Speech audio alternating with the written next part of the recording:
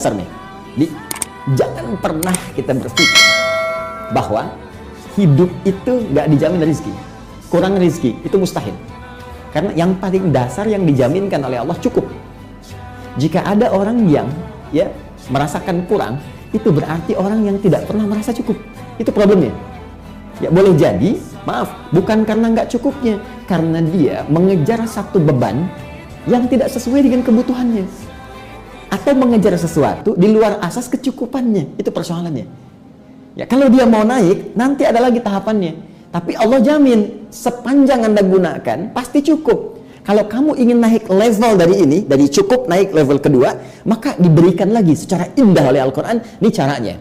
Kalau kamu ingin naik level, begini caranya. Sehingga tetap setiap level itu sesuai dengan kecukupan perjalanan hidupnya, sampai ia pulang. Tapi kalau levelnya nggak dipelajari, maka jadi beban. Ini yang menyebabkan seseorang dari cukup jatuh ke bawah, turun, miskin. Dari miskin turun ke bawah lagi, fakir. Kalau dia nggak pernah belajar tangganya, maka selamanya dia tidak akan pernah naik.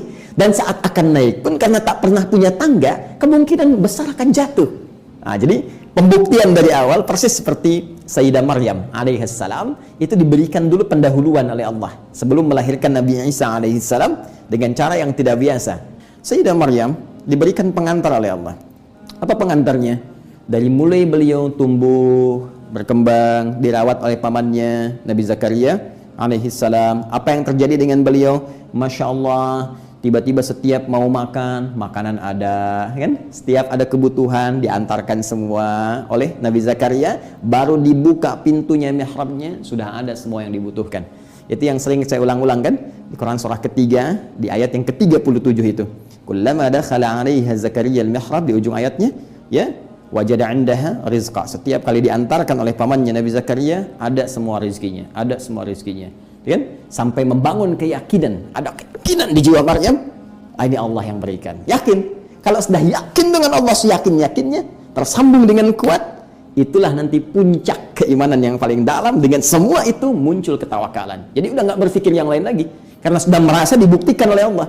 Makanya ketika pamannya bertanya, ya Maryamu anna laki hadza, Maryam dari mana semua ini? Qalat, langsung dibuktikan lewat lisannya, huwa min indillah, ini semua dari Allah subhanahu wa ta'ala.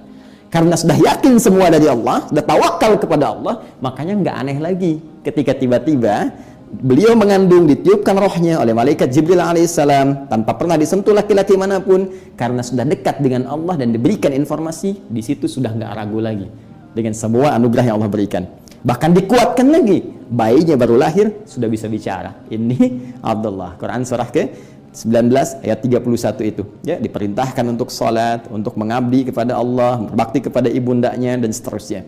Nah, ini namanya pengantar, muqaddimah, awal pemberian yang membuat kita yakin. Sama persis, ya, lahir dalam kandungan dijamin oleh Allah rezekinya lewat ASI-nya, makanan ibundanya, baru lahir orang sekitaran mengantarkan untuk menunjukkan.